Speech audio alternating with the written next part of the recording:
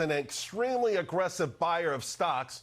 And he admits, though, there still could be 15% downside risk. Joining me now is SureVest CEO Rob Luna. Rob, why not be like all the other experts and come in and say you're going to buy at the exact bottom? Yeah, I mean, if you watch social media, what's going on there's a lot of great day traders out there. I'd love to have their P&L. But look, Charles, at the end of the day, nobody knows when the bottom's coming. Nobody's going to ring a bell. I don't know if it's 5%, 10%, 15%. I use data, though. 15% is essentially looking at a 15% cut to S&P forward earnings. We still haven't seen analysts do that. That's what happened during the dot-com crisis. If that happens, that's where I come up with that number. If we go down 15%, I can tell you not only am I going to be in with 1 foot, I'm going to be in my whole body. I'm buying right here, and I'd buy a lot more aggressively if we see that type of capitulation. Ed Yardeni kicked this show off, and he kind of alluded to that as well. Like, if we don't have support here, everyone's talking like 3,200. From a risk-reward point of view, that's not bad to the downside considering how much upside you might have over the next year or so. One thing I did notice, and maybe I got this wrong, you're really sifting through these ashes. You're looking at stocks primarily trading under the 200-day moving average. Is that what you're doing?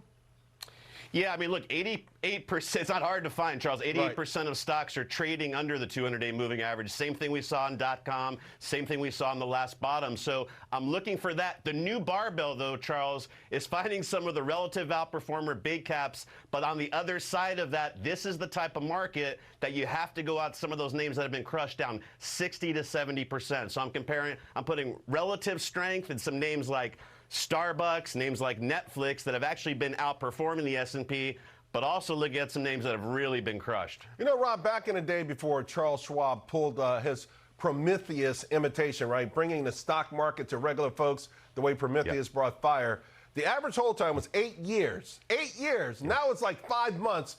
You preach long-term all the time, but how do you get people to listen? Yeah, that's when it used to be like $800 to trade 100 shares of Microsoft. So that's why people were hanging on to it for quite a while. Round trips are pretty expensive. Yeah, exactly. So it's free now, and we have information at our palm of our hands. So behaviorally, probably not a great thing. But look, what I really do, and most millennials, they get a bad rap. They understand that investing is a longer-term game. Short-term is just like gambling in Las Vegas. No one knows what happens 2 to 3 months from now.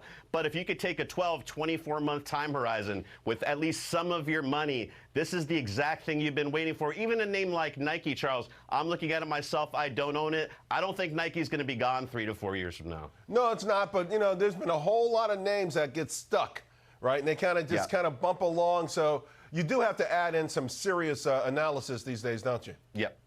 You absolutely do. Yeah, and really that's why I think the best thing you can do right now, find companies that you like that are trading at a discount to their 5-year average and use some moving average to find some momentum to show you what's starting to lead the way out, because you kind of need both of those things, especially in a market that doesn't have a lot of clarity. You got to use those technicals to help you find those names. Great stuff, Rob. Appreciate you, man. Thank you so much. All right, folks. Thanks, Charles.